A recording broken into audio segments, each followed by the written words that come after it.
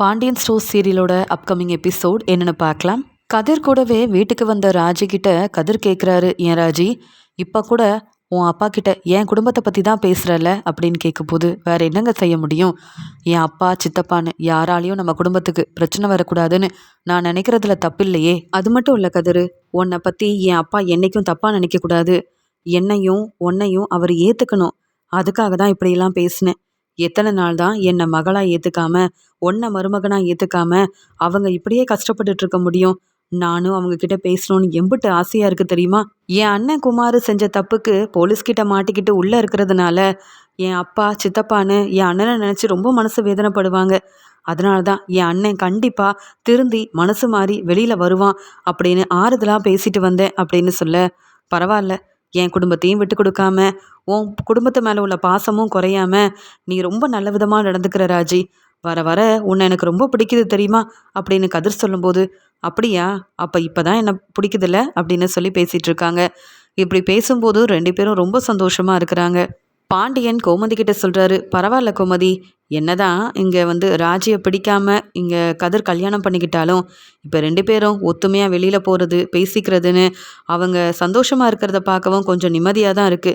இல்லை, பிடிக்காத வாழ்க்கை நம்மளுக்கு கிடச்சிருச்சேன்னு இங்கே ராஜியும் மனசு வேதனைப்படாமல் இங்கே ராஜிக்காக வாழ்க்கை கொடுக்குறேன்னு முடிவெடுத்த கதிரும் மனசு வேதனைப்படாமல் அவங்க ரெண்டு பேரும் அவங்க வாழ்க்கையை பார்த்துக்கிறாங்கல்ல, இது போதாதா? இதில் நம்ம பேசுகிறதுக்கு ஒன்றுமே இல்லை. என்னதான் கதிருக்கும் ராஜிக்கும் முன்னாடி பிடிக்கலனாலும் இப்போ ராஜிக்கு என்ன வேணும்னு கதிர் ஒவ்வொன்றையும் பார்த்து பார்த்துல செய்கிறான். கதிர் ரொம்ப மனசு மாறிட்டான். அதை பார்க்க சந்தோஷமாக தான் இருக்குது அப்படின்னு சொல்ல, இல்லைங்க, கதிர் மனசு மாறலை, என் மருமக ராஜி தான் கதிரோட மனசை மாற்றிட்டா அப்படி தாங்க சொல்லணும். எப்போ பார்த்தாலும் கோவமாகவே இருக்கிற கதிர் யார்கிட்டையும் பேசாமல் தானே இருப்பான். இப்போ எம்பிட்டு சந்தோஷமாக இருக்கான். பெரிய பிஸ்னஸ் ஆரம்பிக்கணும்னு நினைக்கிறான். எல்லாத்துக்கும் காரணம் ராஜி தாங்க. ராஜி இந்த வீட்டுக்கு மருமகளாக வர நம்ம கொடுத்து வச்சிருக்கணும் தெரியுமா? என்னதான் என் அண்ணன் வீட்டில் உள்ளவங்க பிரச்சனை செஞ்சாலும் என் அண்ணன் பொண்ணு ராஜி ரொம்ப நல்ல மருமகங்க அப்படின்னு கோமதி ரொம்ப சந்தோஷமா ராஜியவும் கதிரையும் விட்டு கொடுக்காம பாண்டியன் கிட்ட பேசிட்டு இருக்காங்க. இங்க முத்துவேலும் இங்க ராஜியும் ஒன்னா நின்று பேசிட்டு இருந்ததை பார்த்துட்டு இங்க அண்ணன் மனசு மாறிட்டாரு. இனியும் இதை சும்மா விடக்கூடாதுன்னு வீட்டுக்கு வந்த உடனே இங்க முத்துவேல் கிட்ட கேள்வி கேட்டு சக்திவேல் பிரச்சனை செய்யறாரு. உடனே சக்திவேலும், அமைதியாரு சக்தி, நீ பேசுறது எதுவுமே உண்மை இல்லை.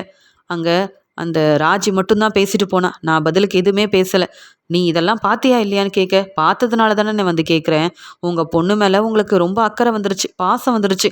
அதனால ராஜி நின்று பேசுகிற வரைக்கும் நீங்கள் எல்லாத்தையும் கேட்டுட்டுல வீட்டுக்கு வந்திருக்கீங்க. ஆனால் என் பையன் அங்கே செய்யாத தப்புக்கு அங்கே கஷ்டப்பட்டுட்டு இருக்கான். போலீஸ் வெளுத்து வாங்கி அன்னைக்கு குமாரை கூட்டிகிட்டு போனாங்களே, அவனை வெளியில் கொண்டு வரணும்னு ஏதாவது முயற்சி செஞ்சீங்களா? உங்களுக்கு உங்கள் பொண்ணோட வாழ்க்கை முக்கியம். ஆனால் என் பையனை பற்றி யோசிக்க மாட்டீங்கல்ல. அப்போ நான் தான் யோசிக்கணும், அப்படி தானே? இந்த குடும்பத்துக்காக நான் என்னெல்லாம் செஞ்சுருக்கேன், என் குமார் என்னெல்லாம் செஞ்சா, அதெல்லாம் நீங்கள் கொஞ்சம் கூட நினச்சி பார்க்கலல்ல. இப்போ என்னவோ உண்மையை சொல்லிட்டா என் பொண்ணுன்னு மனசு மாறுறீங்களா? எனக்கு தெரிஞ்சு போச்சு. மனசு மாறி பணம் சொத்துன்னு எல்லாத்தையும் அந்த கதிருக்கும் ராஜிக்கும் தரணும்னு நீங்கள் யோசனை பண்ணிட்டீங்க. அதானே என்னையும் என் பையனையும் கண்டுக்காம குமார் உள்ளேயே இருக்கட்டும்னு முடிவெடுத்துட்டீங்க போல. என் பையன் குமார் மேலே இல்லாத அக்கறை நம்மளை ஏமாத்திட்டு போன அந்த ராஜி மேலே மட்டும் அந்த அக்கறை பாசம் எல்லாம் வந்துருச்சுல. என்னதான் இருந்தாலும் ராஜி உங்கள் பொண்ணாச்சே, சொத்தெல்லாம் அந்த கதிருக்கு கொடுக்கலான்னு நினச்சிட்டிங்களா? அதனால் நான் பேசுறது எதையும் கண்டுக்காமல் இருக்கீங்கல்லனே அப்படின்னு சொல்ல, போது சக்தி, நீ பேசுறது எல்லாம் ரொம்ப தப்பாக இருக்குது. எப்போ பார்த்தாலும் பணம் சொத்து இதை பற்றி தான் பேசுகிற. ஆனால் நீ எப்படி உன் பையன் மேலே பாசம் வச்சுருக்கிறியோ அதே மாதிரி எனக்கும் எல்லார் மேலேயும் பாசம் இருக்குது. நீ இதை பற்றி இனி பேச வேண்டாம். நீ என்னை புரிஞ்சுக்கிட்டது அவ்வளவுதான். உன் பையன் குமாரை சீக்கிரமாக நான் வெளியில் கொண்டு வருவேன். உன் மேலேயும் எனக்கு அக்கறை இருக்க தான் செய்யுது அப்படின்னு சொல்லிட்டு போகிறாரு. அங்கே வடிவு ரொம்ப மனசு வேதனையோடு நிற்கிறாங்க. வடிவு அழுதுகிட்டே முத்துவேல்கிட்ட பேசுகிறாங்க. என்னங்க உங்கள் தம்பி இப்படியெல்லாம் பேசுகிறாரு? நம்ம பொண்ணு தான் தப்பு செஞ்சுருக்கா, கதிர் மேலே எந்த தப்பும் இல்லை. இங்கே நம்ம பொண்ணு பேசுனதை மட்டும் நம்ம கொஞ்சம் கேட்டிருந்தா, அவள் மனசில் என்ன இருக்குன்னு புரிஞ்சிருந்தா கல்யாண ஏற்பாடை செஞ்சுருக்க மாட்டோம். அவளுக்கு ஒரு பிரச்சனைன்னு வந்தப்போ கூட நம்ம வீட்டுக்கு வரணும்னு அவள் யோசிக்கவே இல்லை. எப்படியாவது நம்ம அவமானப்பட்டு நிற்கக்கூடாதுன்னு நினச்சி அவள் வேறு ஏதாவது முடிவு எடுத்திருந்தா எனக்கு என் பொண்ணு கிடச்சிருப்பாளா? இல்லை அவளுக்கு தான் கதிர் மூலமாக ஒரு நல்ல வாழ்க்கை கிடச்சிருக்குமா? என் பொண்ணுக்குன்னு பெருசாக நம்ம எதுவுமே செய்யலைங்க. நம்ம பொண்ணுக்கு நம்ம எல்லாத்தையும் செய்யணும். இனியும் நம்ம கோவமாக இருந்தால் சரிப்பட்டு வராது. உங்கள் தம்பி சக்திவேல் எப்படி வந்து குமார் தப்பு செஞ்சிருந்தாலும் விட்டு கொடுக்காம பேசுறாரு, அதே மாதிரி நீங்களும் நம்ம பொண்ணுக்காக விட்டு கொடுக்காம பேசியிருக்கணும்ல. கதிர் எந்த தப்பும் செய்யலைன்னு இப்படி ஒரு மாப்பிள்ளை கிடைக்க கொடுத்து வச்சிருக்கணும். சக்தி, நீ தான் புரியாம பேசுறேன்னு உங்க தம்பியை வந்து திட்டியிருக்கணும்ல. நீங்க ஏங்க இன்னும் வந்து நம்ம பொண்ணுக்காகவும் நம்ம மாப்பிள்ளை கதிர்க்காகவும் பேசாம இருக்கீங்க? ராஜி நடந்தது என்னன்னு அவ சொல்லும்போதே என்னால் தாங்கிக்க முடியல. அப்பவே கதிர்கிட்ட அழுதுகிட்டே மன்னிப்பு கேட்கணும்னு தோணுச்சு. பாண்டியன் கிட்டயும் மன்னிப்பு கேட்கணும்னு நினச்சேன். ஏன் தெரியுமா? அவங்க குடும்பத்தை பற்றி நம்ம தப்பாக தான் யோசிச்சு வச்சுருந்தோம். அவங்க குடும்பத்துக்கு எப்பயுமே நீங்களும் உங்கள் தம்பியும் பிரச்சனை மட்டும்தான் செஞ்சீங்க. ஆனாலும் நம்ம வீட்டு பொண்ணு அந்த வீட்டுக்கு மருமகளாக போனதுக்கப்புறம் அவளை படிக்க வச்சு அவளை ஒரு பெரிய வேலைக்கு அனுப்பணும்னு அந்த வீட்டில் உள்ளவங்களாம் ஆசைப்பட்டு நல்லது மட்டும்தானங்க செய்கிறாங்க நம்ம பொண்ணுக்கு. ஏதோ கதிரை விரும்பி கல்யாணம் பண்ணிட்டு வந்துட்டா அப்படின்னு தெரிஞ்சு அவங்க வந்து வீட்டை விட்டு வெளியில் அனுப்பவும் இல்லை, வீட்டு வேலையை செய்ய வச்சு இங்கே வந்து நமக்காக ராஜி அவமானப்படுத்தவும் இல்லை. நம்மளை மாதிரி பாண்டியன் வீட்டில் உள்ளவங்கலாம் இல்லைங்க. அதை நம்ம புரிஞ்சுக்கிட்டா நல்லது. உங்கள் தம்பியை நீங்கள் நம்புறதை விட அந்த பாண்டியன் குடும்பத்தை நம்பினா நம்ம பொண்ணு வாழ்க்கை நல்லா இருக்கும். அவளுக்குன்னு பெருசாக நகை பணம்னு எதையுமே கொடுக்கல. ஏன் என் நகையை என் பொண்ணுக்கு கொடுத்தா தப்பா என்ன? உங்கள் தம்பி என்னெல்லாம் பேச்சு பேசுகிறாரு. நீங்கள் பார்த்துட்டு அமைதியாக இருக்கிறத என்னால் ஏற்றுக்க முடியல. நம்ம பொண்ணு ராஜி கண்ணனை விரும்பும் போதே இதெல்லாம் உண்மை என்னன்னு தெரிஞ்சுக்கிட்டு நம்ம கண்ணனை பற்றின உண்மையை சொல்லியிருந்தா நம்ம பொண்ணு இப்படி ஒரு முடிவெடுத்து கதிரை கல்யாணம் பண்ணியிருக்க மாட்டா. நம்ம மேலேயும் தப்பு இருக்குது, அதை புரிஞ்சுக்கணும். இப்போ நம்ம பொண்ணு உண்மை எல்லாத்தையும் சொல்லி தனக்கு வாழ்க்கை கொடுத்ததே கதிர் தான்னு உண்மையை சொல்லும்போது நாம தானங்க தலை குனிஞ்சு நின்னோம்.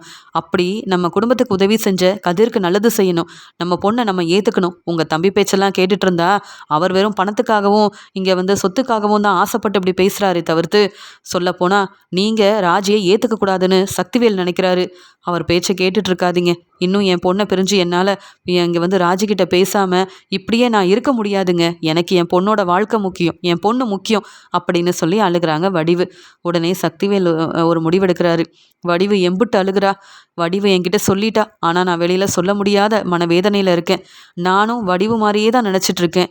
ராஜியவும் கதிரையும் இந்த வீட்டுக்கு கூட்டிகிட்டு வரணும், சந்தோஷமாக நான் உங்களை ஏற்றுக்கிட்டேன்னு சொல்லி ராஜி என் பொண்ணுக்கு செய்ய வேண்டிய எல்லாத்தையும் கதிர் முன்னாடி செஞ்சு ராஜிக்கு வந்து கதிரையும் பெருமைப்படுத்தணும். இப்படி ஒரு மருமக கிடைக்க நான் எம்பிட்டு கொடுத்து வச்சுருக்கேன்னு எனக்கு தானே தெரியும். பாண்டியனோட பையனாக இருந்தாலும் பாண்டியனை எனக்கு பிடிக்காது தான். ஆனாலும் பாண்டியனோட பையனே இவ்வளோ பெரிய ஒரு நல்லது செய்யும்போது ராஜியை செஞ்ச தப்பெல்லாம் மறந்து ஏற்றுக்கிட்டப்ப நான் வந்து ராஜியோட அப்பா இப்படியே இருந்துட முடியுமா என்ன அப்படின்னு வடிவு வந்து சொல்லி அழுகிறாங்க. ஆனால் சொல்லாமல் கண் கலங்கி நிற்கிறாரு முத்துவேல். அப்பத்தான் முத்துவேல் கிட்ட சொல்கிறாங்க, முத்துவேலு, இந்த நகையெல்லாம் எப்படியும் நம்ம ராஜிக்கு தானே கொடுக்கணும். இதை ஏன்பா நம்ம வீட்டில் வச்சுருக்கணும்? ராஜிக்கே கொடுத்து அனுப்பிடலாமா? பழனியை வர வைக்கட்டுமா அப்படின்னு சொல்ல உடனே அங்கே வந்த சக்திவேல் சொல்கிறாரு, நல்லா பேசுகிறீங்கம்மா. எனக்கு அப்போவே தெரியும் இந்த நகையெல்லாம் இப்படி ராஜிக்கு தான் கொடுக்க போறீங்கன்னு. என் பையனுக்கு என்ன கிடைக்க போகுது? நல்லா புரிஞ்சுக்கிட்டேன். இந்த வீட்டில் உள்ள எல்லாரும் இந்த ராஜி உண்மையை சொன்னதுலேருந்தே ராஜிக்கு நம்ம ஏதாவது செய்யணும்னு நினைக்கிறீங்க. இந்த வீட்டுக்கு ராஜியை கூட்டிகிட்டு வந்து நல்லா பார்த்துக்கணும்னு நினைக்கிறீங்க, அப்படிதானே? அப்போ என்னை யாரும் மதிக்க போகிறதில்ல, பார்த்துக்கிறேனே. நீங்கள் அந்த ராஜிக்கு என்ன செய்கிறீங்கன்னு நான் பார்க்க தானே போகிறேன் அப்படின்னு சொல்லி மில்லுக்கு கிளம்புன முத்துவேல் சக்திவேல் யோசிக்கிறாரு. இனி எங்கள் அண்ணனை நம்பி ஒரு பிரயோஜனமும் இல்லை. ஆளுங்களை வர வைக்கணும். எங்கள் அண்ணன் இனி இருக்கக்கூடாது. எங்கள் அண்ணன் இருந்தால் என் அண்ணியே பேசி மனசை மாற்றிடுவாங்க.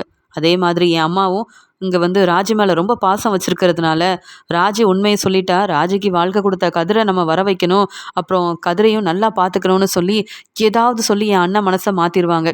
என் அண்ணன் இல்லைன்னா இந்த குடும்பத்தை நான் தான் பார்த்துக்கக்கூடிய நிலைமை வரும். அப்புறம் என்ன? சொத்து பணம் எல்லாம் எனக்கும் என் பையனுக்கும் தான். என்றைக்கும் இந்த வீட்டு பக்கமே ராஜையும் கதிரும் வர முடியாத மாதிரி நான் செஞ்சிருவேன்ல அப்படின்னு சொல்லிட்டு மில்லுக்கு போன சக்திவேல் தன்னுடைய ஆளுங்களை வர வைக்க அங்கே வந்தவங்களும் அண்ணே என்னென்னு கேட்கும்போது, எங்கள் அண்ணன் முத்துவேலை தெரியும் இல்லைன்னு கேட்கும்போது, ஆமாம் தெரியுமே அப்படின்னு சொல்ல, இல்லை அவர் எந்த காரில் வெளியில் போவாருன்னு தெரியும்ல அப்படின்னு கேட்க, தெரியும்னேன்னு சொல்ல, அந்த காராலேயே பிரச்சனை வரணும், அவர் இனி இருக்கக்கூடாது அப்படின்னு சொல்ல, அண்ணே இதெல்லாம் வேற யாருக்கும் தெரிஞ்சா பிரச்சனையாயிருமே அப்படின்னு சொல்ல, அதெல்லாம் நடந்தால் எங்கள் அண்ணன் இருந்தால் தானே பிரச்சனையாகும். அவர் இல்லைன்னா சொத்து பணம்னு எல்லாமே எனக்கு வரும். நீங்கள் கேட்டதை விட நிறைய பணம் நான் தருவேன். என் அண்ணனால் மறுபடியும் வீட்டில் நான் நினைக்கிறது எதுவுமே நடக்க மாட்டேங்குது. அவராக ஒரு முடிவெடுத்து மனசு மாறின மாதிரி எனக்கு தோணுது. நான் சொல்கிறத மட்டும் செய்யுங்க. என் அண்ணனோட அந்த காரில் பிரச்சனை வரணும், அவர் இருக்கக்கூடாது. அதே மாதிரி அவர் அந்த காரை எடுத்துகிட்டு போகும்போது அவருக்கு என்ன நடக்க போகுதுன்னே தெரியாமல் போகணும். ஆனால் அவர் வீட்டுக்கு திரும்பி வரக்கூடாது. நான் சொல்கிறது புரியுதில்ல அப்படின்னு கேட்க, புரியுது, முத்துவேல் இருக்கக்கூடாது. அந்த இடத்துல நீங்கள் இருந்து இந்த சொத்து பணம்னு இந்த வசதியான வாழ்க்கையை உங்கள் பையன் கூட நீங்கள் வந்து எல்லாத்தையும் அனுபவிக்கணும்னு நினைக்கிறீங்க, அப்படி தானே அப்படின்னு கேட்கும்போது, சரியாக புரிஞ்சுக்கிட்டீங்க. வர வர அண்ணன் என் பேச்சை கேட்குறதில்ல. வீட்டில் உள்ள நகையை அந்த ராஜிக்கு கொடுக்கலாமான்னு கேட்டால் கூட அமைதியாக இருக்கார். முன்னாடிலாம் கோவப்படுவார். ராஜி குடும்பத்தை அவமானப்படுத்திட்டு போயிட்டா, அவளை பற்றி இந்த வீட்டில் யாரும் பேசவே கூடாதுன்னு சொன்ன என் அண்ணன் இப்போ ராஜியை பற்றி பேசுகிற எல்லாத்தையும் அமைதியாக பொறுமையாக கேட்டுட்ருக்காருன்னா ராஜியை மனசார ஏற்றுக்கிட்டாருன்னு தானே அர்த்தம். அதே மாதிரி ராஜி கதிரை வீட்டுக்கு வர வச்சுட்டா எனக்கு பிரச்சனை வந்துடும். என் பையனுக்கும் எனக்கும் அந்த வீட்டில் மதிப்பு மரியாதை இருக்காது. அதனால் நான் சொன்னதை செய்யுங்க அப்படின்னு சொல்லிட்டு அந்த ஆளுங்களை அனுப்புறாரு. அங்கே வந்த ஆளுங்களும் சக்திவேல் நினச்ச மாதிரியே நிறைய பணம் கொடுப்பாரு அப்படின்னு அவர் சொன்ன மாதிரியே முத்துவேலோட காரில் செஞ்சிடுறாங்க. எல்லா ஏற்பாடையும் செய்கிறாங்க. இந்த காரில் போகிற முத்துவேல் ஒன்று ஹாஸ்பிட்டலுக்கு போவார், இல்லைனா அவர் வீட்டுக்கு திரும்பி வர போகிறதே இல்லை அப்படின்ற மாதிரி ஏற்பாடு எல்லாத்தையும் செஞ்சுட்டு அங்கேருந்து போகிறாங்க. இது தெரியாத முத்துவேலும் வடிவும் ரொம்ப மனசு வேதனையோட நம்ம பொண்ணு வாழ்க்கை எப்படிலாம் இருக்கணும்னு ஆசைப்பட்டோம், ஆனால் அது எதுவுமே நடக்காமல் இங்கே வந்து நம்மக்கிட்ட பேசக்கூட முடியாத நிலமையில இங்கே வந்து ராஜி இருக்கா. பக்கத்துலேயே இருந்தும் என் பொண்ணு தான் ராஜின்னு சொல்லிக்கவும் முடியல, ஆசைப்பட்ட மாதிரி அவளுக்கு எல்லாம் செய்யவும் முடியல, பேசக்கூட முடியல அப்படின்னு வெளியில் கோயிலுக்கு கிளம்புறாங்க. அந்த சமயம் அப்பத்தான் சொல்கிறாங்க, முத்துவேலு நானும் வரட்டுமாப்பான்னு கேட்க, வேண்டாம்மா, பக்கத்தில் இருக்க கோயிலுக்கு தான் போகிறோம், சீக்கிரமாக வந்துருவோம்மா, நாங்கள் தான் திரும்பி வந்துருவோமேன்னு சொல்ல, இல்லைப்பா ஏதோ மனசுக்கு ஒரு மாதிரி இருக்குது, அதான் நானும் கோயிலுக்கு வரட்டுமான்னு கேட்டேன்னு சொல்லும்போது, அதெல்லாம் ஒன்றும் இல்லைம்மா, ராஜி என்னைக்கு உண்மையை சொன்னாலோ அன்னையிலேருந்து எனக்கும் ராஜியை ஏற்றுக்கணும்னு தான் தோணுது. ஆனால் என்ன செய்ய, இந்த சக்திவேல் பேசுகிற பேச்சை கேட்டுட்டு தாங்க முடியலம்மா, அதான் கொஞ்சம் நிம்மதியாக இருக்கட்டுமேனு கோயிலுக்கு போயிட்டு வரேன், நான் வந்துடுவேம்மா, கண்டிப்பாக வந்துடுவேன் அப்படின்னு சொல்லிட்டு வா வடிவு அப்படின்னு காரில் கிளம்புறாரு முத்துவேலும் வடிவும். வடிவு பேசிக்கிட்டே போகிறாங்க, நீங்கள் ரொம்ப மனசு மாறிட்டீங்க, எப்போ பார்த்தாலும் ராஜியோட நினப்பாக தான் இருக்கீங்கல்ல, பேசாமல் நாமளே போய் மன்னிப்பு கேட்டுடலாங்க கதிர்கிட்ட பாண்டியன்கிட்டையும். அப்புறம் ராஜியை நாங்கள் ஏற்றுக்கிட்டோன்னு சொல்லி ராஜிக்கு என்னென்ன வேணுமோ எல்லாத்தையும் நம்ம செய்யணும். அந்த கதிர் கூட பிஸ்னஸ் ஆரம்பிக்க போகிறதா சொன்னாங்கல்ல, நம்ம பணம் கொடுத்து உதவி செஞ்சால் என்னங்க, எந்த தப்பும் இல்லையே, என்னதான் இருந்தாலும் அந்த கதிர் நம்ம வீட்டு மாப்பிள்ளை தானே, நீங்களும் கதிரோட மாமனார், உங்களுக்கு தான் கதிர்க்காக என்ன வேணாலும் செய்ய உரிமை இருக்குல்ல அப்படின்னு சொல்லும்போது, உடனே இங்கே முத்துவேலும், நான் யோசிக்கிற எதையும் செய்ய விடாமல் செஞ்சிட்ருக்கா இந்த சக்திவேல், இப்போ நம்ம இதெல்லாம் செஞ்சால் சக்திவேலுக்கு இன்னும் கோவம் வரும், முதல்ல குமார் வெளியில் வரணும், குமார் வெளியில் வந்தால் தான் சக்திவேலோட கோவமும் குறையும், அப்புறம் நான் சொல்ல வரதை குமார் புரிஞ்சுப்பான், தன்னுடைய பையன் பக்கத்தில் இல்லை, இப்படி போலீஸ்கிட்ட மாட்டிக்கிட்டானேன்ற மன வேதனையில் தான் சக்திவேல் இப்படி தேவையில்லாமல் பேசி பிரச்சனை செஞ்சிட்ருக்கான், முதல்ல அவனை சமாளிக்கணும், அவன் நினைக்கிறத நம்ம நடத்தி வைக்கணும், அதுக்கப்புறமா நீ சொல்கிற மாதிரியே கதிருக்கு என்னென்ன செய்யணும்னு நான் ஆசைப்படுறனோ எல்லாத்தையுமே நான் செய்வேன், புரியுதில்ல அப்படின்னு சொல்ல, பரவாயில்லைங்க, இப்படியாவது மனசு மாறினீங்களே அதுவே போதும் அப்படின்னு நினைக்கிறாங்க வடிவு. அங்கே கொஞ்சம் தூரம் போனதுக்கப்புறமா தான் தெரியுது முத்துவேலுக்கு பிரேக் பிடிக்கலன்னு. அவரும் எவ்வளவோ முயற்சி செய்கிறாரு, காரை நிப்பாட்டிடணும், இதனால் எந்த பிரச்சனையும் வந்துடக்கூடாது, இப்போ தான் என் பொண்ணை பற்றி யோசித்தேன், இங்கே மாப்பிள்ளைக்கு நல்ல ஒரு உதவி செய்யணும்லாம் நினச்சிட்டு இருந்தேன், அதுக்குள்ளே இப்படி ஒரு பிரச்சனையா அப்படின்னு சொல்ல, உடனே வடிவு ரொம்ப பதட்டமாக, என்னங்க ஆச்சு, என்னங்க என்ன ஆகுது அப்படின்னு கேட்க, ஒன்றும் இல்லைம்மா, பிரேக் பிடிக்கல, வேறு ஒன்றும் இல்லை, நான் எப்படியாவது சமாளித்து காரை நிப்பாட்ட பார்க்குறேன்னு அவர் எவ்வளவோ முயற்சி செய்கிறாரு. அந்த பக்கமாக இங்கே வந்து காரில் கதிர் வராரு. வரும்போதே என்ன மாமனாரோட கார் இந்த பக்கம் வருது அப்படின்னு பார்த்துக்கிட்டே வர, அப்போ புரிஞ்சுக்கிறாரு ஏதோ காரில் பிரச்சனை, அவரால் சரியாக வந்து அங்கே காரை நிப்பாட்ட முடியாமல் கஷ்டப்படுறாரு போல முத்துவேல் அப்படின்னு புரிஞ்சுக்கிறாரு. உடனே தன்னுடைய காரை அங்கே ஓரமாக நிப்பாட்டிட்டு, மாமா நீங்கள் பிரேக் பிடிக்காம தான் கஷ்டப்படுறீங்கல்ல, அங்கே ஓரமாக நீங்கள் நிப்பாட்ட முடியும் அப்படின்னு சொல்ல, அங்கே ஒரு மரம் இருக்கிறத பார்த்துட்டு மெதுவாக அந்த காரை அங்கே நிப்பாட்ட முயற்சி செய்ய காரும் நின்றுது. உடனே பார்த்தீங்களா நம்ம மாப்பிள்ளை வந்து என்ன செய்யணும்னு சொன்னதுனால தான் காரே நின்றுருக்கு, இம்புட்டு நேரம் என்ன ஆகுமோன்னு நான் பயந்துட்டேங்க அப்படின்னு சொல்கிறாங்க வடிவு. உடனே ரொம்ப பதட்டமாக அங்கே வந்த கதிரும், உங்களுக்கு ஒன்றும் ஆகலைல்ல, எந்த பிரச்சனையும் இல்லைல்ல அப்படின்னு கேட்குறாரு உரிமையோட. உடனே இல்லை மாப்பிள்ளை, எந்த பிரச்சனையும் இல்லை அப்படின்னு கார்லேருந்து வெளியில் வந்து, நீங்கள் மட்டும் சரியான நேரத்துக்கு வரலனா என்ன செய்யன்னு தெரியாமல் பதட்டத்தில் என்ன வேணாலும் நடந்திருக்கும் அப்படின்னு 2 பேரும் ரொம்ப உரிமையாக பேசிக்கிறாங்க. இங்கே கதிர் வந்து முத்துவேலை மாமான்னு கூப்பிடுறது, இங்கே வந்து கதிரை முத்துவேல் வந்து மாப்பிள்ளைன்னு கூப்பிடுறதுன்னு கண்கலங்கி நிற்கிற முத்துவேலும், இப்போ கூட என்ன காப்பாற்றினது நீங்கள் தான், என்ன செய்யன்னு தெரியாமல் இருந்தேன். சரியான நேரத்தில் உதவி செஞ்சது மட்டும் இல்லாமல் எனக்கு என்ன பிரச்சனைன்னு நீங்கள் தேடி வந்து கேட்டீங்கல்ல, அதுவே போதும் மாப்பிள்ளன்னு சொல்லும்போது வடிவு கண் கலங்கி அழுதுகிட்டே அங்கே வந்த கதிர்கிட்ட மன்னிப்பு கேட்குறாங்க. கதிர் தம்பி, எங்களை மன்னிச்சிருங்க. எத்தனையோ முறை உங்களை பார்த்துருக்கேன். உங்ககிட்ட நான் பேசினதே இல்லை. என் பொண்ணுக்கிட்ட கூட பேசினதில்லை. அவள் பெரிய தப்பு செஞ்சிட்டான்னு கோவத்தில் இருந்தேன். அவள் சொன்ன உண்மையெல்லாம் கேட்டுட்டு நீங்கள் என் பொண்ணு ராஜிக்கு எவ்வளோ பெரிய உதவி செஞ்சு வாழ்க்கை கொடுத்துருக்கீங்கன்னு இப்போ தான் நானே புரிஞ்சுக்கிட்டேன். அந்த கண்ணனை நம்பி போன ராஜி, அந்த கண்ணன் ஏமாத்துனதுனால என்ன வேணாலும் ராஜி முடிவெடுத்திருக்கலாம். ஆனால் அவள் வாழ்க்கையில் பெரிய எந்த பிரச்சனையும் வராமல் அவளை காப்பாற்றி நல்ல வாழ்க்கை கொடுத்து இப்போ வரைக்கும் என் பொண்ணை நல்ல சந்தோஷமாக பார்த்துக்கிற நீங்கள் தான் எங்களுக்கு மாப்பிள்ளையாக கிடைக்க நாங்கள் கொடுத்து வச்சுருக்கணும். சொல்லப்போனால் நீங்கள் செஞ்ச உதவியை நாங்கள் என்றைக்கும் மறக்க மாட்டோம். எங்கள் பொண்ணை இனிமேலும் நீங்கள் தான் நல்லா பார்த்துக்கணும்னு சொல்ல, நான் எப்பயுமே ராஜியை நல்லா தான் பார்த்துப்பேன் அப்படின்னு சொல்ல, உடனே முத்துவேல் சொல்கிறாரு, என்னால் இதுக்கு மேலே இந்த காரை எடுத்துகிட்டு வெளியில் கிளம்பவே முடியாதுன்னு சொல்ல, இல்லை நீங்கள் நம்ம காரில் வாங்க, எங்கே போகணும்னு சொல்லுங்கள், நான் கூட்டிகிட்டு போகிறேன் அப்படின்னு சொல்கிறாரு. வேற வழி இல்லாமல் இங்கே வந்து சக்திவேலுக்கும் ஃபோன் பண்ண விருப்பமே இல்லாமல் உடனே என்ன செய்யன்னு யோசிக்கிறாரு முத்துவேல். வடிவு சொல்கிறாங்க, நம்ம மாப்பிள்ளை கார் தானேங்க, உரிமையோடு தானே அவர் கூப்பிடுறாரு, நம்ம போகலாமே, தப்பு இல்லையே. இப்போ உங்கள் தம்பிக்கிட்ட இங்கே வர சொன்னாலும் பிரச்சனை தான் செய்வாருங்க. இங்கே இதெல்லாம் சக்திவேலுக்கு தெரிய வேண்டாம். நம்ம மாப்பிள்ளை கார்லேயே கோயிலுக்கு போயிட்டு திரும்பி வந்துடலாங்க அப்படின்னு சொல்கிறாங்க வடிவு. என்ன செய்யன்னு தெரியாத சக்திவேலும் முத்துவேலும் இங்கே வந்து கதிரோட காரில் ஏறி கிளம்புறாரு. அப்போ தான் கண் கலங்கிக்கிட்டே இங்கே தன்னுடைய மனசில் என்ன இருக்குது அப்படின்னு முத்துவேல் பேச ஆரம்பிக்கிறாரு. கதிர் தம்பி, உங்கள் நல்ல மனசை புரிஞ்சிக்காம பாண்டியன் மேலே உள்ள கோவத்தில் உங்களை நான் எவ்வளவோ அவமானப்படுத்தி பேசியிருக்கேன். உங்களையும் உங்கள் குடும்பத்தையும் தலைகுனிய வச்சுருக்கிறேன். ஆனால் நீங்கள் என்னை தலை நிமிர வைக்க ராஜி செஞ்ச தப்பெல்லாம் மன்னிச்சு வாழ்க்கை கொடுத்து அவளை படிக்க வச்சு பெரிய ஆளாக்கணும், நல்ல ஒரு வேலைக்கு போகணும்னு நீங்கள் ஆசைப்பட்டிருக்கீங்க. உங்கள் நல்ல மனசு வேறு யாருக்குமே வராது தம்பி. நான் செஞ்சது எல்லாமே பெரிய தப்பு தான். உங்களை புரிஞ்சிக்காம நான் செஞ்ச தப்புக்கெல்லாம் என்னை மன்னிச்சிருவீங்களா அப்படின்னு கண் கலங்கி மன்னிப்பும் கேட்குறாரு. இதை பார்த்த உடனே உடனே கதிரும், மாமா நீங்கள் என்கிட்ட எதுக்கு மன்னிப்பு கேட்கணும்? உங்கள் பொண்ணு சொன்னதெல்லாம் உண்மைன்னு நீங்கள் புரிஞ்சுக்கிட்டீங்கல்ல ராஜியை, அதுவே போதும். என்கிட்ட மன்னிப்பெல்லாம் கேட்க வேண்டாம். ராஜியை கூப்பிட்டு பாசமாக நீங்கள் பேசினாலே எனக்கு அது பெரிய சந்தோஷம்தான். ஏன்னா ராஜி ரொம்ப தூரம் இல்லை, பக்கத்தில் தான் இருக்கா. உங்களை பார்த்தும் உங்ககிட்ட பாசமாக பேச முடியாமல் ராஜி எவ்வளோ கஷ்டப்படுறான்னு பக்கத்துலேருந்து பார்க்குற எனக்கு தானே தெரியும். அதனால் ராஜியை நான் ரொம்ப நல்லா பார்த்துப்பேன். என்னை நீங்கள் நம்பலாம். ஆனால் உங்கள் பொண்ணை ஏற்றுக்கிட்டு நீங்கள் சந்தோஷமாக அவகிட்ட பேசணும். நீங்கள் 2 பேரும் மனசு மாறிட்டீங்கன்னு ராஜிக்கு தெரிஞ்சா அதை விட பெரிய சந்தோஷம் எங்களுக்கு வேறு எதுவுமே இல்லை அப்படின்னு வடிவுக்கிட்டையும் முத்துவேல்கிட்டையும் தான் மனசில் என்ன இருக்குன்னு முத்துவேல் முன்னாடி வந்து ரொம்ப சந்தோஷமாக பேசுகிறாரு கதிர்.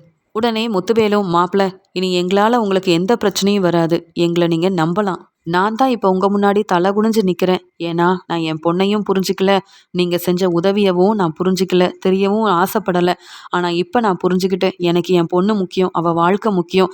அவளுக்காக நான் என்ன வேணாலும் செய்வேன் அப்படின்னு சொல்லும்போது, பெருசாக நீங்கள் எங்களுக்காக நகை பணம் சொத்துன்னு எதுவுமே தர வேண்டாம். நீங்கள் மனசு மாறினா அதுவே போதும். உங்களாலையும் உங்கள் குடும்பத்தாலையும் என் அப்பா என்னைக்கும் அவமானப்பட்டு நிற்கக்கூடாது அப்படின்னு சொல்லும்போது, சக்திவேல் தான் இப்படியெல்லாம் செய்யறதுக்கு காரணமாகவே இருந்தான். இனி சக்திவேல் என்ன சொன்னாலும் நான் கேட்க போகிறதில்ல. என் பொண்ணு வாழ்க்கைக்கும் என் பொண்ணும் நீங்களும் சந்தோஷமாக இருக்கிறதுக்கு என்னால் முடிஞ்ச உதவியை செஞ்சு உங்களை ரொம்ப நல்லா பார்த்துப்பேன். என் பொண்ணையே காப்பாற்றிருக்கீங்க, ஒரு வாழ்க்கை கொடுத்துருக்கீங்க. அப்படி இருக்க உங்களுக்கு நான் நல்லது மட்டும்தான் மாப்பிள்ள செய்வேன். இப்போ கூட நீங்கள் வரலனா எனக்கும் இங்கே வந்து வடிவுக்கும் என்ன வேணாலும் நடந்திருக்கும் அப்படின்னு கண் கலங்கி அழுதுகிட்டே இங்கே சக்திவேல் வந்து பேசிகிட்ருக்க, நாளைக்கு வேணும்னா இங்கே ராஜியை நான் கோயிலுக்கு கூட்டிகிட்டு வரேன், நீங்கள் 2 பேரும் பார்த்து பேசுகிறீங்களா? ராஜி ரொம்ப சந்தோஷப்படுவா அப்படின்னு கேட்கும்போது, மாப்பிள்ள நீங்கள் என்ன சொன்னாலும் நாங்கள் செய்வோம். எங்களுக்கு எங்கள் பொண்ணு வாழ்க்கை முக்கியம். எங்கள் மேலே உள்ள கோவத்தில் ராஜியை வந்து அங்கே எந்த பிரச்சனையும் செஞ்சிடாதீங்க. அதை என்னால் என்றைக்கும் தாங்கிக்க முடியாது. ராஜிக்கு எடுத்து வச்ச நகை, ராஜிக்காக கல்யாணத்துக்காக சேர்த்து வச்ச பணம் சொத்துன்னு எல்லாமே ராஜிக்கு சீக்கிரமாகவே கிடைக்கும். அது மட்டும் இல்லாமல் நீங்கள் செஞ்ச உதவியவும் மறக்க மாட்டேன், நீங்கள் என் பொண்ணை காப்பாற்றி கொடுத்த நல்ல வாழ்க்கையவும் நான் மறக்க மாட்டேன் மாப்பிள்ள அப்படின்னு ரொம்ப சந்தோஷமாக கதிரோட கார்லேயே அங்கே நினச்ச மாதிரியே கோயிலுக்கு போகிறாங்க. நல்லா வேண்டிக்கிறாங்க. அது மட்டும் இல்லாமல் அங்கே என்றைக்கும் இல்லாமல், வாங்க மாப்பிள்ள நீங்களும் உள்ளே வாங்க அப்படின்னு சொல்லி 3 பேரும் கோயிலுக்கு போய் சந்தோஷமாக பேசிட்டு அப்படியே இங்கே வந்து முத்துவேலையும் வடிவையும் தன்னுடைய கார்லேயே வீட்டுக்கு கூட்டிகிட்டு போய் விட்டுட்டு அங்கே வந்து கதிரும் கிளம்பி போகிறாரு. அண்ணன் திரும்பி வரமாட்டாருன்னு இங்கே ரொம்ப சந்தோஷத்தில் சக்திவேல் பார்த்துக்கிட்டே இருக்காரு. எப்படியும் காரில் போகிற என் அண்ணனுக்கு பிரச்சனையாக இருக்கும். யாராவது வந்து சொல்லுவாங்க உங்கள் அண்ணனுக்கு இப்படி ஆயிடுச்சு அப்படின்னு சொல்லி காத்துட்ருக்கும்போது அங்கே ரொம்ப நல்லபடியாக கதிரோட காரில் வந்து முத்துவேலும் வடிவும் இறங்குறத பார்த்துட்டு பேரதிர்ச்சியோடு நிற்கிறாரு சக்திவேல். என்ன அதுவும் இந்த கதிரோட காரில் வந்து எங்கள் அண்ணன் இறங்குறாரு. ரொம்ப சந்தோஷமாக சிரிச்சுக்கிட்டே வராங்க வடிவண்ணி. என்ன நடக்குதுங்க அப்படின்னு சொல்லி வெளியில் நின்று கோவமாக பார்க்குறாரு சக்திவேல். அங்கே கார்லேருந்து இறங்கின முத்துவேலும் கதிரோட கையை பிடிச்சிட்டு, மாப்பிள்ளை என் பொண்ணை ரொம்ப நல்லா பார்த்துக்கணும். அது மட்டும் இல்லை, உங்களுக்கு ஏதாவது உதவி வேணும்னா என்கிட்ட கேளுங்க. நானே உங்கள் வீட்டுக்கு வந்து உங்கள் அப்பா கிட்டேயும் கோமதிக்கிட்டேயும் பேசுகிறதா இருக்கிறேன். அது மட்டும் இல்லை, நீங்கள் செஞ்ச உதவியெல்லாம் நான் மறக்கவே மாட்டேன். நானும் வடிவும் மனசு மாறிட்டோன்றத சந்தோஷமாக என் பொண்ணு ராஜிக்கிட்ட சொல்லிடுங்க. நான் வந்து ராஜிக்கு ஃபோன் பண்ணி பேசுகிறேன் அப்படின்னு சொல்லிட்டு போக கதிருக்கு அவ்வளோ சந்தோஷம். உடனே கதிர், சரி மாமா நீங்கள் பார்த்து வீட்டுக்கு போங்கன்னு அங்கேருந்து தன்னுடைய வீட்டுக்கு இதை ராஜிக்கிட்ட சொல்ல கிளம்பி போகிறாரு. ஆனால் ரொம்பவே பதட்டமாக இருக்கிற சக்திவேலும் அண்ணன் என்ன வந்துட்டாரு அப்படின்னு, அண்ணன் என்னண்ணே இவ்வளோ சீக்கிரத்தில் வந்துட்டீங்கன்னு கேட்கும்போது, ஏன் நான் அங்கே கோயிலுக்கு போனவன் திரும்பி வரமாட்டேன் நினச்சியா அப்படின்னு கேட்க, இல்லை அப்படி சொல்லலைண்ணே, வேலையெல்லாம் நான் பார்த்துக்கிறேன், நீங்கள் கோயிலுக்கு போயிட்டு வாங்க நான் தான் அனுப்பி வச்சேன்னு சொல்லும்போது, ஆமாம் நான் தான் திரும்பி வந்துட்டேன்ல, நீ ரொம்ப பதட்டமாக இருக்காத அப்படின்னு சொன்ன உடனே வடிவு ரொம்ப சந்தோஷமாக நடந்த எல்லாத்தையுமே அப்பத்தா கிட்ட போய் சொல்கிறாங்க. அது மட்டும் இல்லாமல் இப்போ கூட கதிர் தம்பி தான் எங்களை காப்பாற்றினாரு அப்படின்னு சொல்லி பேசிகிட்ருக்க, யாருக்கும் தெரியாமல் ஃபோன் எடுத்துகிட்டு போன சக்திவேல் அந்த ஆளுங்களை வெளுத்து வாங்குறாரு. உண்மையாகவே நான் சொன்ன மாதிரி அந்த காரில் பிரச்சனை செஞ்சிங்களா இல்லையா? மறுபடியும் என் அண்ணன் ரொம்ப நல்லபடியாக வீட்டுக்கு திரும்பி வந்துட்டாரு. இதில் உங்களுக்கு பணம் வேற நிறையா தரேன்னு சொன்னேன். எந்த வேலை சொன்னாலும் சரியாக செய்ய மாட்டீங்கல்ல அப்படின்னு அந்த ஆளுங்களை வெளுத்து வாங்கிட்டு இருக்கும்போது அதை முத்துவேல் வந்து கேட்டுடுறாரு. கேட்டது மட்டும் இல்லாமல், சக்தி என்ன செஞ்சு வச்சுருக்க அப்படின்னு கேட்க, அண்ணே ஒன்றும் இல்லைண்ணே, மில்லில் வேலை பார்க்குறவங்க கிட்ட தானே பேசிகிட்டு இருக்கேன்னு சொல்ல, போதும் நீ யார்கிட்ட என்ன பேசிகிட்டு இருக்கேன்னு நல்லாவே தெரியும். உன் திட்டம் என்னன்னு தெரியாமல் உன் மேலே இருந்த பாசத்தில் நீ பேசின எதையுமே கண்டுக்காமல் உனக்கு உதவி செய்யணும், குமாரை வெளியில் கொண்டு வரணும்னு நினச்சேன்ல, அது என்னுடைய தப்பு தான். ஆனால் நீ எப்படிப்பட்டவன்றத நீ காமிச்சிட்டல, நிரூபிச்சிட்ட. உன்னோட குணம் என்னன்னு நான் புரிஞ்சுக்கிட்டேன். நீயே ஆளுங்களை அனுப்பி காரில் பிரச்சனை செய்ய சொல்லி நான் மறுபடியும் வீட்டுக்கு வரக்கூடாது, நான் இருக்கவே கூடாதுன்னு திட்டம் போட்டிருக்கேன்ல. ஆனால் கதிரால் வந்த பிரச்சனையிலேருந்து கதிர் எங்களை காப்பாற்றுனது மட்டும் இல்லாமல் நாங்கள் மனசு மாறி கதிர்கிட்ட பேசுனதெல்லாம் பார்த்துட்டு உன்னால் தாங்கிக்க முடியலல்ல அப்படின்னு கோவத்தில் செஞ்ச தப்புக்கு இங்கே வந்து தப்பு செஞ்ச சக்திவேலோட உண்மையான குணம் என்னன்னு புரிஞ்சுக்கிட்டு பலார்னு சக்திவேலை வெளுத்து வாங்கின முத்துவேல், இனி இந்த வீட்டில் உனக்கு இடமே இல்லை. உன் பையனுக்கு உதவி செஞ்சு அவனை வெளியில் கொண்டு வரணும்னு நினச்சேன். உன் பையனோட நிலமை தான் உனக்கும் வரப்போகுது. இனி இந்த வீட்டில் உள்ள சொத்து பணம்னு எதுலேயுமே உனக்கு எந்த உரிமையும் இல்லை, வெளியில் போ அப்படின்னு சொல்லிடுறாரு. அண்ணே என்னை பார்த்தா அப்படி பேசுகிறீங்கன்னு கேட்க, ஆமாம் நீ தான் முக்கியம், உன் பையன்தான் முக்கியம்னு நீங்கள் சொன்ன எல்லாத்தையும் கேட்டுட்டு இருந்தேன். ஆனால் நீ நானே இருக்கக்கூடாதுன்னு நினச்சி என்னென்ன திட்டம் போட்டிருக்க. இதெல்லாம் தெரிஞ்சிருந்தும் உன்னை என் கூடவே வச்சுக்கிட்டு இருந்தா அப்புறம் பிரச்சனை எனக்கு தானே வரும். என் வீட்லேயே இருந்துக்கிட்டு எனக்கு பிரச்சனை செய்வேன். எனக்கு என்னை பார்த்துக்கிறதுக்கு என் பொண்ணு என் மருமகன் எல்லாரும் இருக்காங்க. இனி நீ எனக்கு தேவையே இல்லை அப்படின்னு ரொம்ப கோபமாக முத்துவேல் சொன்னதை கேட்டு, இப்படியெல்லாம் நடக்கும்னு எதிர்பார்க்காத சக்திவேலும் திருன்னு முழிக்கிறாரு, கோவத்தில் நிற்கிறாரு. என் அண்ணங்கிட்ட நான் இப்படி மாட்டிக்கிட்டேனே, என்னெல்லாம் வெளியில் போக சொல்கிறாரு, இப்படி ஒரு நிலமை வரும் நான் எதிர்பார்க்கலன்னு சக்திவேல் யோசிக்க, அங்கே வந்து முத்துவேலும் வடிவும் பேசின எல்லாத்தையும் ரொம்பவே சந்தோஷமாக தன்னுடைய மனைவி ராஜுக்கிட்ட போய் சொல்லிகிட்ருக்காரு கதிர். இன்றைக்கி என்ன நடந்தது தெரியுமா? உங்கள் அப்பா காரில் ஏதோ பிரச்சனை ஆயிடுச்சு, அவரால் காரை நிப்பாட்ட முடியாமல் கஷ்டப்பட்டார். அதை புரிஞ்சுக்கிட்டு நான் தான் உங்கள் அப்பாவுக்கு உதவி செஞ்சேன், அவங்கள காப்பாற்றினேன்னு சொல்ல, உண்மையாவா? எங்கள் அப்பா நல்லா இருக்கார்ல, எங்கள் அம்மாவுக்கு எந்த பிரச்சனையும் இல்லையேன்னு பதட்டமாக கேட்குறாங்க. இல்லை, நான் அப்புறம் அவங்கள என் கார்லேயே அங்கே கோயிலுக்கும் கூட்டிகிட்டு போனேன் தெரியுமா? அது மட்டும் இல்லை ராஜி, என் கார்லேயே தான் அவங்க வீட்டுக்கு வந்தாங்க. அவங்க எல்லாரும் மனசு மாறிட்டாங்க. உன்கிட்ட பேசுகிறதா வேற உங்கள் அப்பாவும் அம்மாவும் சொல்லியிருக்காங்க. உன்னை மகளாக ஏற்றுக்கிட்டாங்க. என்னை மாப்பிள்ளைன்னு சந்தோஷமாக கூப்பிட்டாரு. என் பொண்ணை நீங்கள் நல்லா பார்த்துக்கோங்க மாப்பிள்ளை. உங்கள் வீட்டுக்கே வந்து நான் பாண்டியன்கிட்டையும் கோமதிக்கிட்டையும் நான் மன்னிப்பு கேட்பேன். என் பொண்ணுக்கு செய்ய வேண்டிய எல்லாத்தையும் நான் செய்வேன். இனி என் தம்பியை கூட நான் நம்ப போகிறதில்ல. என் வாழ்க்கையில் என் பொண்ணும் நீங்களும் ரொம்ப முக்கியம் அப்படின்னு உங்கள் அப்பா மனசு மாறி என்கிட்ட பேசினாரு. இது எல்லாமே உண்மைதான் அப்படின்னு நடந்த எல்லாத்தையும் கதிர் ரொம்பவே சந்தோஷமாக இங்கே ராஜிக்கிட்ட சொல்ல, இப்படிலாம் நடக்கும்னு எதிர்பார்க்காத ராஜி ரொம்ப சந்தோஷத்தில் இருக்காங்க. இது எல்லாத்துக்கும் காரணம் நீ தான் கதிர். நீ தான் என் அப்பாவுக்கு உதவி செஞ்சுருக்க. அதனால தான் உன் நல்ல மனசை புரிஞ்சுக்கிட்டு எல்லாரும் மனசு மாறிட்டாங்க அப்படின்னு சொல்லும்போது, ஆமாம் ராஜி, அதுக்கும் காரணம் நீ தான். உண்மைய சொல்லி நான் தான் வந்து உன்னை காப்பாத்தினேன், உனக்கு வாழ்க்கை குடுத்தேன்லாம் உண்மைய நீ தானே சொன்ன. அதனால தான் அவங்க என்னை ஏத்துக்கணும்னு நெனச்சிருக்காங்கன்னு. ஒருத்தர ஒருத்தர் விட்டு குடுக்காம ரொம்பவே சந்தோஷமா முத்துவேல் மனசு மாறுனதால ரொம்ப சந்தோஷத்துல இருக்காங்க ராஜியும், கதிரும். என் அப்பாவும், அம்மாவும் மனசு மாறுவாங்க அப்படின்னு நான் நினைக்கல. அவங்க மனசு மாறி என்னை ஏத்துக்கிட்டதுக்கு காரணம் நீ தான் கதிரு அப்படின்னு கதிர்கிட்ட இங்க ரொம்ப சந்தோஷமா பேசிட்டு இருக்காங்க ராஜி. இங்க முத்துவேல் கிட்ட வசமா மாட்டிக்கிட்ட சக்திவேல அப்பத்தா வெளுத்து வாங்குறாங்க. இங்க முத்துவேல் முன்னாடி பதில் பேச முடியாம அவமானப்பட்டு தலை குனிஞ்சு நிக்கிறாரு சக்திவேல்.